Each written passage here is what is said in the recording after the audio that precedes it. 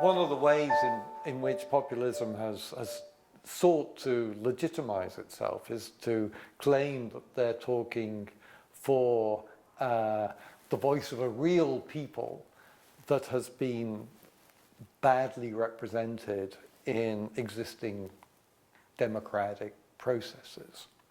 And to some degree, that claim has some truth in it. I mean, it's not so much that views that are disrespectful of other groups ought to be represented.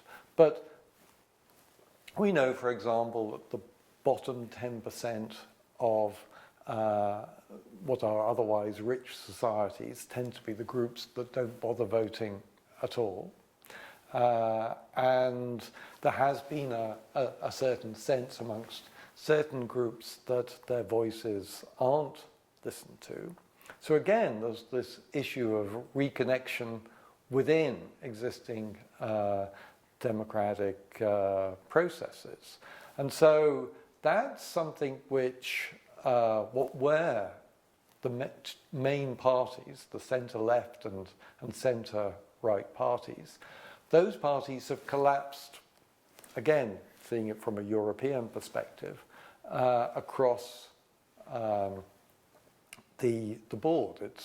There's really only the CDU in Germany is still robust, and because of our electoral system, the Labour and Conservative parties, though both have changed quite a lot in the UK. So the challenge is for them how they can renew themselves so that they provide a focus for a broad coalition of citizens and can seem to be responding to their needs. And that's something which they've obviously not done.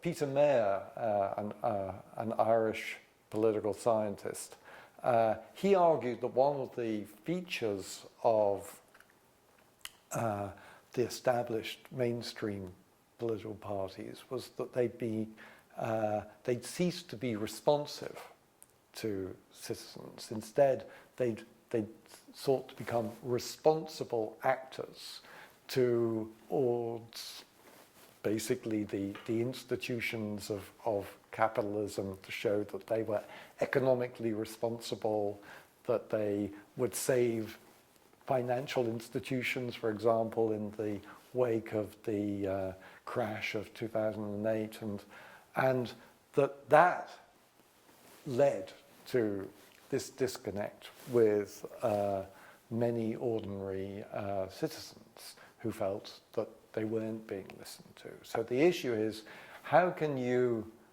bring responsibility and responsiveness together again? And that's, I think, is a big challenge for all parties.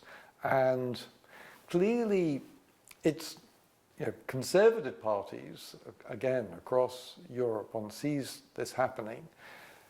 They have done so by aping and copying the language of the far right. So they've sought not to lose voters to those parties by becoming more like them. But that doesn't seem to be the right way if you want to retain a working democracy. And so the challenge that they have is to, in one sense, reveal that they're doing things for them, whilst at the same time trying to bring them into a conversation with the rest of the citizen body, which has been traditionally the role of parties, that parties had to put forward views which were views for all of the groups within society. And so that's been a big difference with the populist account, where the populist account assumes there's either the real people, or if you don't agree with them, you're not part of the real people. It's a sort of sense, well, the people are, of course, mixture, they're plural, but some sense has got to be given by political parties that they are seeking to accommodate the interests of all of these groups in a fair and equitable way. And that's a challenge to which parties have not yet risen. So it's basically a wake-up call. Yeah, I do think it's a wake-up call. I mean, it's potentially something which can operate to the good if they're capable of rising to the challenge. Sadly, so far, it seems that they're not, and that's the big difficulty. But I think that to some degree, the problem is that they have to reconnect with civil society movements. If you look at the parties of the past, they were parties which were based on social movements and then brought them together within a particular ideological framework. Whereas now what's happening is that the parties have become sort of parties of government, but not parties of society. And that's one of the gaps that needs to be crossed. And I think it is a big challenge because it's not, the old structures are partially there, like trade unions, but the new structures are the ones that they've got to creatively build, I think.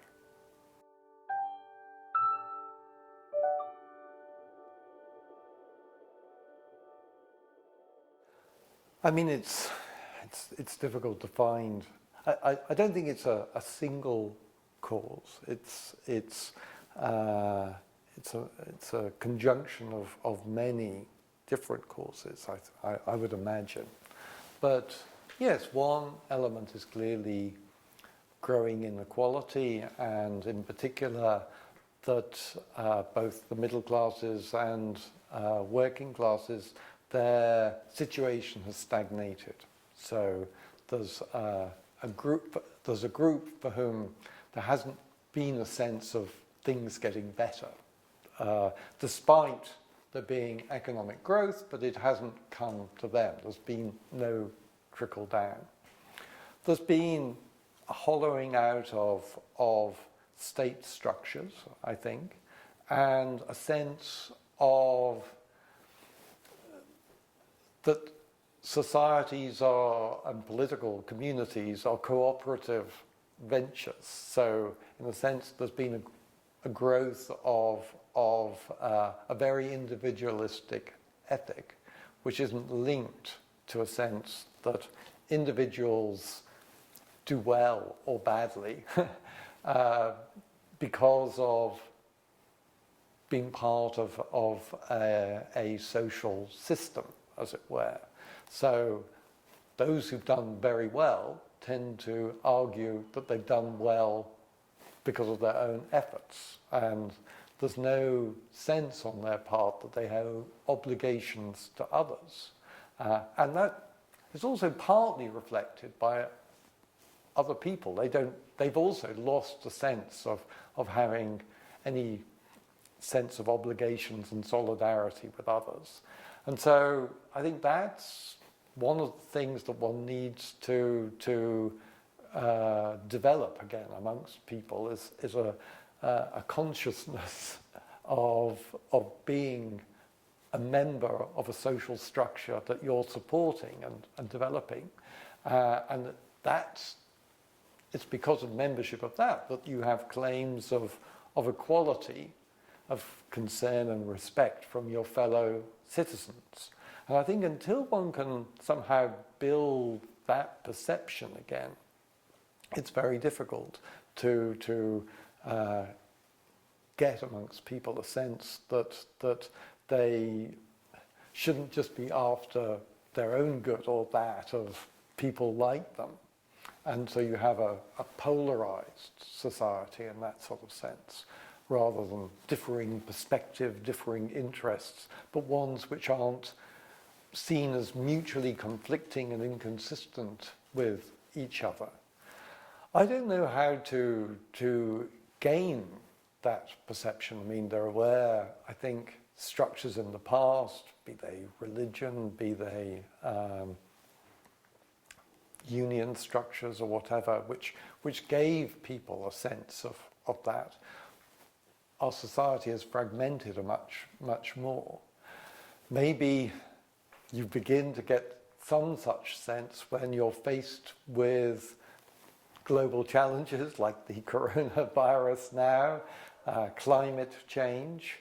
One could hope that those might be certain benefits that may come from what are otherwise obviously terrible things.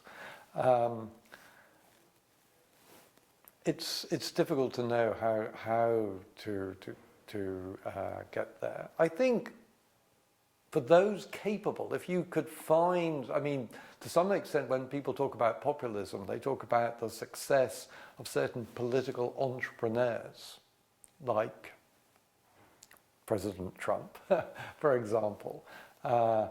They've been more successful often on the right wing in mobilizing this discontent in a negative way than political entrepreneurs who've sought to do it in a more positive way. But I think there's a gap in the market for such entrepreneurs, particularly now where such issues such as the virus, such as the climate change, ought to be ones which can lead people to see that there's a sense of working together. I think the difficulty is there's huge cynicism. Austerity, we were told, we're all in it together, and yet what's been cut has been welfare schemes for the poorer people, whilst massive bailouts have gone to financial institutions. And so I think unless there's a sense that there is real cooperation going on, then you're going to get more discontent rather than otherwise.